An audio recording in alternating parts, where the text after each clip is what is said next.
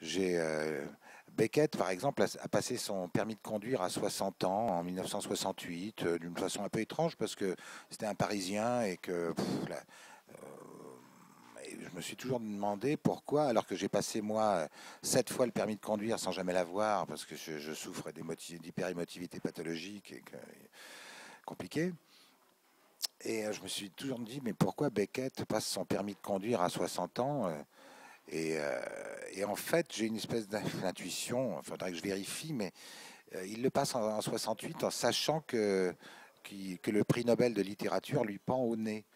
Et Robert Pinget a parlé à ce propos d'une catastrophe. Quand ça lui est arrivé, ça a été une vraie, évidemment une catastrophe. Quand tu bâtis toute ton œuvre et ta vie sur le thème de l'impossibilité, l'échec, et puis que tu deviens l'écrivain le plus important au monde quelque part. Enfin bon, et puis même, il a passé le reste de sa vie à envoyer des chèques à des artistes, à des gens avec un seul mot, des sommes assez importantes. Il est devenu très très riche, ce qui était pour lui aussi un problème. Et donc, il envoyait des chèques un peu à tout le monde avec ce mot ni non ni merci, signé Samuel ou Sam. Et donc, je trouvais ça surprenant. Donc, et en fait, la vérité de ça, c'est qu'il est parti, il a acheté une 2 chevaux après avoir. À l'annonce, effectivement, quelques mois plus tard, du prix Nobel de littérature, il a acheté une 2 chevaux, mais c'est pareil dingue. Il a traversé la France, l'Espagne, il a pris le bateau à Tanger, et puis il est arrivé à Tanger, puis il s'est caché.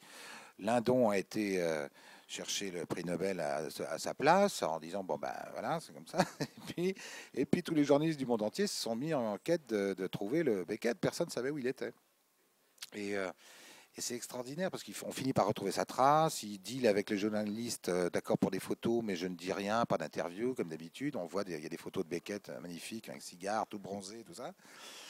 Et, euh, et voilà. Donc l'idée de pièce que j'avais en trouvant ça, c'est, je pense donc qu'il a passé son permis de conduire pour, comme il n'aimait pas déranger, comme il voulait pas emmerder non plus.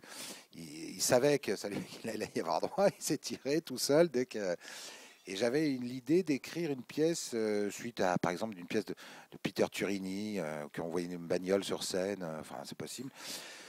Une pièce qui se serait appelée, qui s'appellera peut-être un jour Samuel B passe son permis de conduire, et où ça parlerait entre un Irlandais un peu énigmatique et un sous-off en retraite qui est moniteur d'auto-école. Je les connais bien, hein, 7 fois de permis de conduire, ça prend des années. Hein.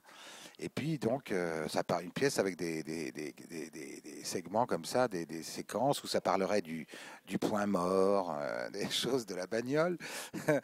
Et bon, il faut que je me documente, ça prendra un temps fou, mais c'est possible. Ça, c'est une pièce que j'avais envie d'écrire. Parce qu'apparemment, c'est ça. Hein, je crois qu'il s'est jamais plus jamais servi de sa voiture, mais il s'est forcé pendant des mois, sinon oui, des mois, à s'asseoir à côté d'un mec qui lui parlait plein de trucs et puis obligé de répondre. Et j'avais des phrases comme ça qu'en tête.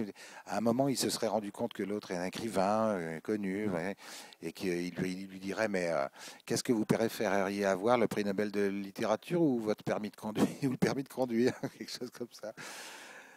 Bon, bon alors on verra certainement jamais le jour, mais voilà une des pièces que j'avais envie d'écrire.